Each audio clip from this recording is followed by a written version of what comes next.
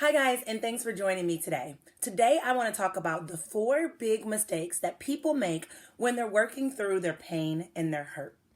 Going through difficult circumstances, whether it's trauma, whether it is depression, whether it is a divorce, whether it's just a really bad breakup, whatever it may be, going through those difficult circumstances can be life altering, right? It can be really difficult for a lot of people to take on those heavy emotions and to carry that weight. And when I work with clients, what I see them do is they come to me with a ton of baggage and a ton of weight that they haven't really been able to process or handle, and therefore they have not been able to move forward. So I want to discuss the 4 common mistakes that they're making in their healing journey so that you can ultimately avoid those during your healing journey. So the first mistake that I notice people make when they're healing through heartbreak is they isolate. When a difficult circumstance comes, a lot of times we have a lot of shame, we have a lot of embarrassment, maybe even our pride gets in the way, but it's difficult to open up and talk to people. It's difficult to open up and ask for support. It's difficult to open up and share your own experience. I know for me, when I went through my divorce, it was really difficult for me to open up and share with other people what I was dealing with behind the scene because I had hidden so many things through my marriage from my family and my friends for fear of judgment, for fear of them laughing at me or being upset with me or disappointed in me. And so I hid a lot of things. So when I left my marriage, it was really difficult for me to talk to people about it because I felt like I was going to be starting from square one trying to explain. And so in turn, I became isolated. Now, I do want to say that there's a time and a place to talk to people. If you're not fully ready to talk to people, that's okay. And the time and the place will come for that. But isolating yourself from the situation is not healthy. Because when we isolate ourselves, we sit and we think about all of our thoughts. We sit and we just soak in our pain. And it's difficult to move past those emotions. It's difficult to move forward. And therefore, you often fall into the second biggest mistake, which is playing victim. When you sit there in your thoughts, you start to just overthink and perseverate on all those bad emotions. And then you get to a really angry or bitter place. And you start to say, well, it's so-and-so's fault that this happened to me. And I'm so stupid and I can't believe I did this. And I'll never find love again because I had this terrible breakup and nobody will want me. And you play victim to your thought.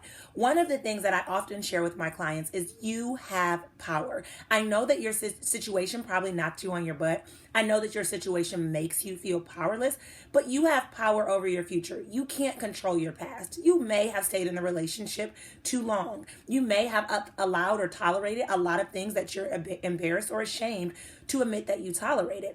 But the truth is, you have power to change that going forward. So playing victim to that is not going to help you. What I see a lot of my clients doing is I see them getting on social media and wanting to share their side and justify why they were hurt and justify why they were treated so bad.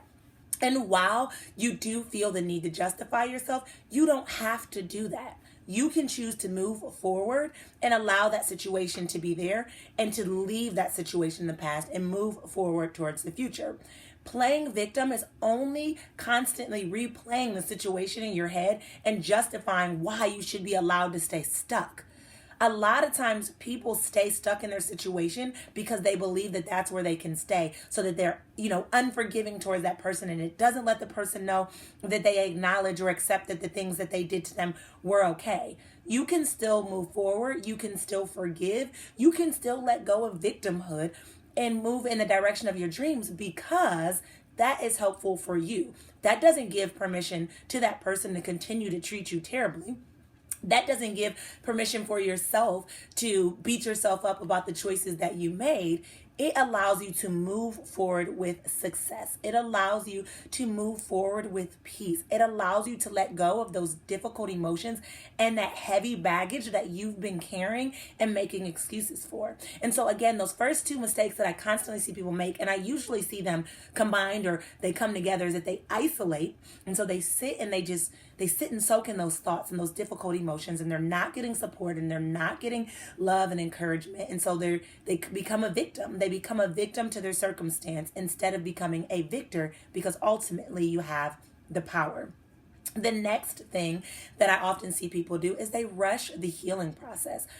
The thing about healing is that it's arbitrary. It's going to look different for everybody. While someone may heal from heartbreak or hurt or divorce or a difficult trauma in a month, some people may heal in 10 years. Some people may heal in a week, and some people may heal in 5 months. It really is going to look different for everybody. And so you can't compare your journey to other people. I know I struggled with that when I would express like that I was still dealing with depression and I was still dealing with anxiety. And people will be like, girl, it was 6 months ago. Like, why are you still upset about it? Let it go. And, just get you a new boo. And that's how you'll get over it. But in reality, that wasn't what was going to help me heal. And I knew that, but I did become impatient in the process. And so my suggestion to you is don't put a time frame on it. Go through the process, allow yourself to feel the emotions, and work through the process in healthy ways.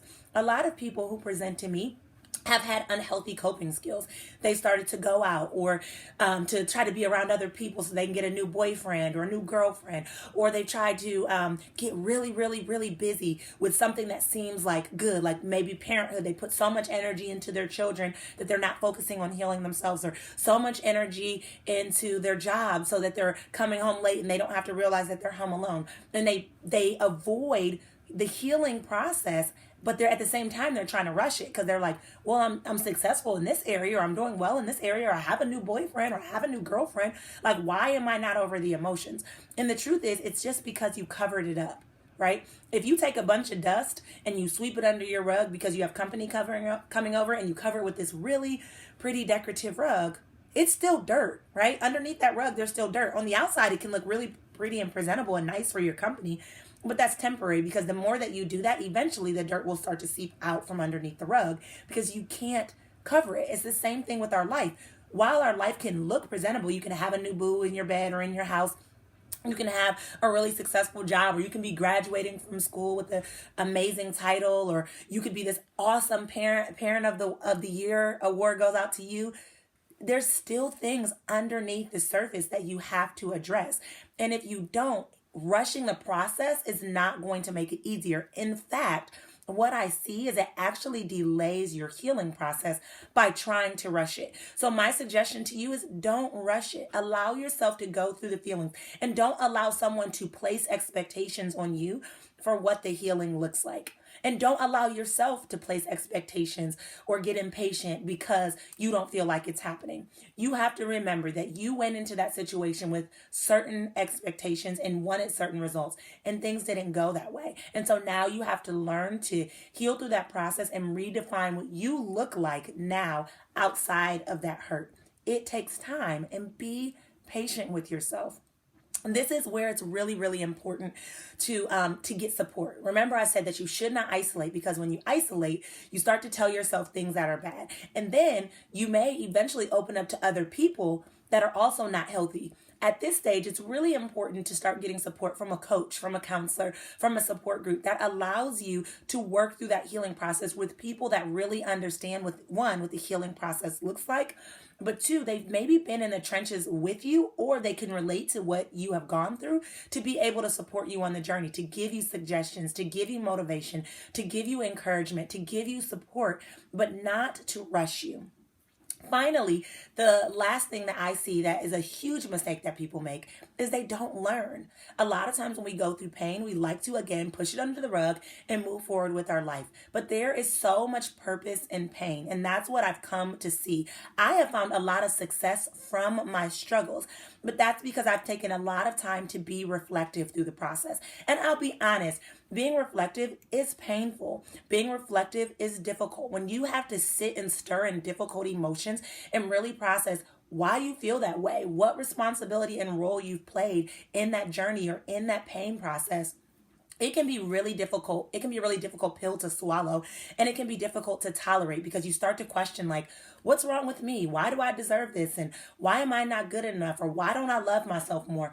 And it's really difficult. But if you work through that process, you can find a lot of growth there. You can find a lot of information. You can find a lot of knowledge. And more importantly, you can go into your future making more informed and intentional decisions based on what you learned. So for example, if you go through a heartbreak, and you realize that you went through a really, really bad breakup, but you tolerated a lot of stuff for 5 years.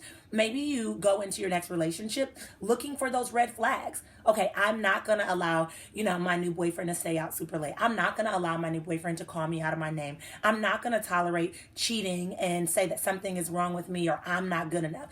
These are things that you can learn if you take time to reflect. If you rush the process and you don't take time to really be reflective on the journey, then you're going to walk into the same situation and you're going to repeat the same cycle, right? The definition of insanity is doing the same thing twice, expecting a different result. And so if you go into your journey saying like, well, I just really want to, get a new boyfriend because that just makes me feel complete or whole, then you're probably going to repeat the same pain that you went through because you didn't learn. This is why it is so important that you don't rush the process, because it allows you to take time to be more reflective and to ask yourself questions so that you're going into your future making informed decisions. So again, I'm just going to review the 4 big mistakes that people make when they're in their healing journey, and that is they isolate. They play victim, they rush the process, and they don't allow themselves to learn from the process. Do not let that be you.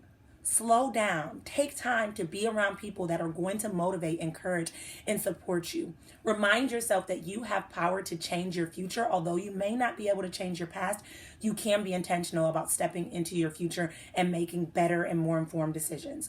Do not rush your healing process. Understand that it's going to look different for everybody, and that's okay. There's no time frame and there's no rush. Allow yourself to heal appropriately and correctly.